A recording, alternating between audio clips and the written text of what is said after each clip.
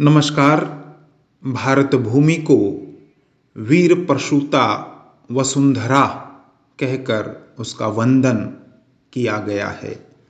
आजादी का अमृत महोत्सव में बलिदानियों की कहानियां इस शीर्षक से कहानीमाला में आप तक निरंतर कहानियां पहुंच रही हैं।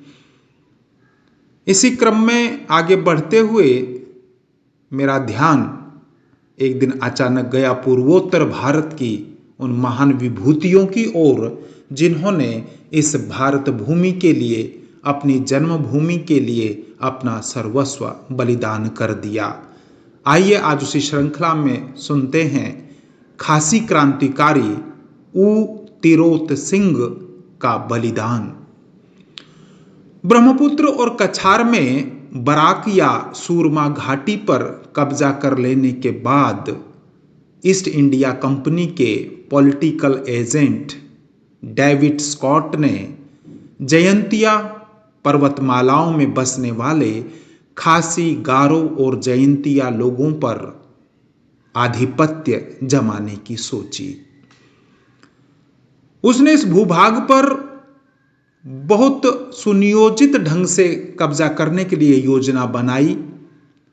उसने जयंतियों के राजा राम सिंह द्वितीय के सम्मुख एक संधि प्रस्ताव रखा कि सूरमा घाटी से जयंतिया पर्वतों को जोड़ने वाले एक सड़क मार्ग का निर्माण किया जाए। राजा ने उस प्रस्ताव को स्वीकार कर दिया क्योंकि राजा अपनी स्वतंत्रता के बदले कोई सौदा नहीं करना चाहता था। सड़क बनाने के बहाने स्कॉट इस क्षेत्र में, इस पूर्वोत्तर क्षेत्र में जो बहुत अपनी प्राकृतिक संपदा में धनवान था, रिच था, उसमें वो घुसना चाहता था। राजा इस बात को समझ गया। 1826 में नौलखाब में स्कॉट राजा ऊ तिरोत सिंह से मिला और रानी से नौलखाब होते हुए सूरमा यानी बराक घाटी तक सड़क बनाने का प्रस्ताव रखा। रानी एक क्षेत्र है पूर्वोत्तर में। तिरोत सिंह और अन्य सभी राजाओं ने सर्वसम्मति से प्रस्ताव को स्वीकार कर लिया क्योंकि तिरोत सिंह को लगा कि सड़क मार्ग बनने से इस क्षेत्र का विकास होगा और हमें भी आवागमन में सुविधा रहेगी। स्कॉट ने तुरंत काम शुरू कर दिया। सड़क के आसपास के पेड़ काटे जाने लगे। ऊ तिरोत सिंह ऐसा राजा, ऐसा योद्धा है जिसका जन्म 1802 में मेरोंगा नामक क्षेत्र में स्थान पर हुआ। बहुत कम उम्र में नौलखाब राजदरबार ने ऊ तिरोत सिंह को सीएम चुन लिया था। सीएम यानी अपना राजा, अपना प्रतिनिधि। नौलखाब राज्य खासी पर्वत के पश्चिम भाग में था। वह अन्य राजाओं से धनवान राज्य था। उन दिनों खेती के अलावा इस क्षेत्र में लोहा पिघलाना तथा जंगलों से सागौन की लकड़ी काटना प्रमुख व्यवसाय थे। इसलिए तिरोत सिंह को लगा कि मैं अपने राज्य को आर्थिक दृष्टि से आत्मनिर्भर बना सकता हूं और इस दिशा में सोचते हुए उसने स्कॉट के साथ इस क्षेत्र में सड़क बनाने का जो संधि थी, जो विचार था, उस पर अपनी सहमति दे दी थी ताकि इस प्रदेश का, इस क्षेत्र का आर्थिक विकास हो सके। किंतु तिरोत सिंह की दृष्टि में यह बात पहली थी कि स्वतंत्रता के साथ, राज्य की स्वायत्तता के साथ किसी भी तरह का समझौता नहीं। आत्मनिर्भरता में तिरोत सिंह का गहरा विश्वास था। मेघालय में खासी, गारो और जयंतिया नामक 3 जनजातियां रहती हैं। आज भी वहां उन जनजातियों के लोग हैं, लेकिन बड़ी सीमित संख्या में। अंग्रेजों के नियंत्रण से पहले इन जनजातियों के सीएम होते थे। ये राजा जनता की सुविधा के लिए जनता द्वारा बनाए गए नियमों के आधार पर शासन व्यवस्था चलाते थे। प्रत्येक सीएम के राज्य में एक दरबार होता था। प्रत्येक राज्य एक गणतंत्र था जिसकी शासन व्यवस्था प्रजातांत्रिक प्रणाली पर आधारित थी। ध्यान रखना चाहिए कि भारत में प्रजातांत्रिक प्रणाली बहुत लंबे समय से स्थापित थी। पूर्वोत्तर उसका एक बड़ा उदाहरण हमारे सामने है।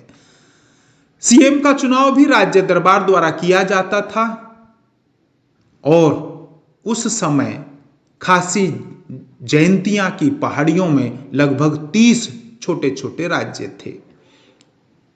यह वह समय था जब ईस्ट इंडिया कंपनी भारत में तेजी से अपने पांव फैला रही थी।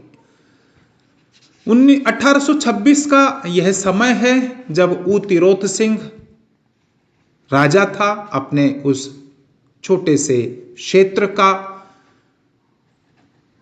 तिरोत सिंह भोला था, स्कॉट की चाल को अधिक नहीं समझ सका, लेकिन धीरे धीरे जैसे ही सड़क निर्माण का कार्य आरंभ हुआ, अंग्रेजों ने स्थानीय जनता के साथ दुर्व्यवहार करना शुरू कर दिया। अत्याचार बढ़ने शुरू हुए और जब तिरोत सिंह को एक दिन अचानक पता चला कि इस सड़क बनाने के बाद ये ब्रिटिश यानी ईस्ट इंडिया कंपनी के अधिकारी शासक इस क्षेत्र में टैक्स लगाएंगे, कर लगाएंगे, तो उन्होंने इसका विरोध किया और यह कहा कि हर कीमत पर अपनी स्वतंत्रता की रक्षा हम करेंगे और ब्रिटिश सेना को बलपूर्वक अपनी भूमि से खदेड़ देंगे। अपने पराक्रमी सीएम के निर्णय के साथ खासी जनता अपने परंपरागत हथियार, यहां ध्यान रखना होगा कि इन आदिवासी क्षेत्रों में, इन वनवासी क्षेत्रों में परंपरागत हथियार यानी तीर, भाले आदि ही थे, लेकिन उस समय ईस्ट इंडिया कंपनी के सिपाही आधुनिक हथियार, उस समय के आधुनिक हथियारों से लैस थे। पूर्वांचल के इन लोगों का यह स्वभाव आज भी है कि वे अपनी स्वतंत्रता, अपनी निजता किसी भी कीमत पर नहीं छोड़ते। स्वतंत्रता प्राणों से कहीं अधिक मूल्यवान है। ब्रिटिश छावनी पर खासी जनता ने जब ये हमला किया, जब ये टकराव हुआ ईस्ट इंडिया कंपनी के साथ, तो ब्रिटिश लोगों ने इसे नौलखाब का हत्याकांड कहा, क्योंकि इसमें ब्रिटिश सेना के बहुत सारे सैनिक मारे गए थे। अपनी मातृभूमि से विदेशी सेना को निकालने के लिए खासी जनता ने बहुत ही वीरतापूर्वक लड़ाई लड़ी। 1829 में यह संघर्ष आरंभ हुआ जो 1833 तक चलता रहा। 4 वर्ष के इस संघर्ष में हजारों खासी निरीह निर्दोष आदिवासी वनवासी बंधु मारे गए। मायलम और खैरम के सीएम भी इस संघर्ष में शामिल हुए। उनको भी अपनी स्वतंत्रता पर खतरा स्पष्ट दिखाई दे रहा था, लेकिन जब ईस्ट इंडिया कंपनी के अधिकारियों को लगा कि ये आदिवासी, ये वनवासी आपसी एकता के साथ खड़े हो गए हैं, तो उन्होंने अब विजय पाते न देखकर यहां फूट डालो की चाल चली। उन्होंने कुछ सीएमओ को अपनी ओर मिला लिया। जो लोग अंग्रेजों से मिल गए, उन्होंने उनकी अधीनता स्वीकार कर ली, परंतु देशभक्त और स्वतंत्रता प्रेमी ऊ तिरोत ने अकेले संघर्ष जारी रखा। अनेक कठिनाइयों के बावजूद ऊ तिरोत धैर्यपूर्वक लड़ते रहे, अपने कुछ आदिवासी, अपने कुछ वफादार, अपने कुछ अपने लोगों के साथ। अंत में उन्हें बंदी बना लिया गया और बंदी बनाने के बाद उनके साथ जो अमानवीय कृत्य ईस्ट इंडिया कंपनी के सैनिकों ने किया वह कपाने वाला है। ढाका की जेल में उन्हें ले जाकर बंद कर दिया गया। 1833 में खासी स्वतंत्रता संग्राम का अंत हुआ। इतिहास में यह स्वतंत्रता आंदोलन खासी आंदोलन के नाम से आज भी जाना जाता है। अनेक वीर इसमें शहादत को प्राप्त हुए, उनकी शहादत हुई, उनका बलिदान हुआ। ढाका जेल में ऊ तिरोत सिंह को कठोर यातनाएं दी गई।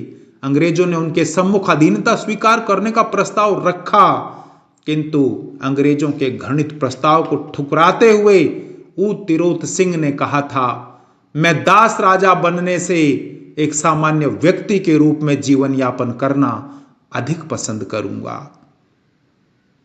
भारत माता का यह वीर सपूत अपनी आन बान शान के लिए, मातृभूमि के लिए, अपनी जन्मभूमि के लिए 17 जुलाई 1835 को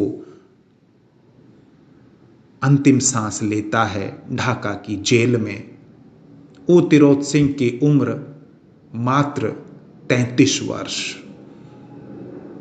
आज भी मेघालय में खासी जाति के सम्मान में ऊ तिरोत सिंह की समाधि मिरांग नामक स्थान पर बनाई गई है, विद्यमान है। इतिहास उस वीर के बलिदान को कुछ पृष्ठों में ही अंकित करके छोड़ देता है। जन्म में ऊ तिरोत सिंह और उन खासी नायकों की कहीं चर्चा नहीं होती जिन्होंने अपना जीवन बलिदान कर दिया। खासी लोग आज भी अपनी संस्कृति, अपने धर्म, अपने क्षेत्र की मर्यादा के लिए प्रतिबद्ध हैं। आज भी भारत के प्रति, आज भी मातृभूमि के प्रति उनमें वही सम्मान है। यह एक निवेदन आप सभी के सामने रखना चाहता हूं। पूर्वोत्तर भारत का, इस देश की स्वतंत्रता में ईस्ट इंडिया कंपनी और उसके बाद ब्रिटिश हुकूमत से लड़ने में, टक्कर लेने में महनीय योगदान है।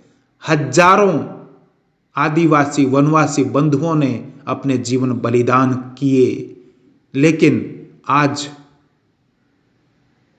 ऐसे बलिदानियों का स्मरण बहुत कम हो गया है। आजादी के अमृत महोत्सव में पूर्वोत्तर भारत की इन महान विभूतियों को हम कहानीमाला के माध्यम से निरंतर नमन करते रहेंगे और आप सभी से एक निवेदन है, इन कहानियों को अधिकाधिक समाज जीवन में प्रसारित कीजिए, क्योंकि आजादी के अमर बलिदानी कुछ चुनिंदा लोग नहीं थे। इस भारत के कोटि कोटि जन ने इस मातृभूमि के लिए बलिदान दिया है। नमस्कार।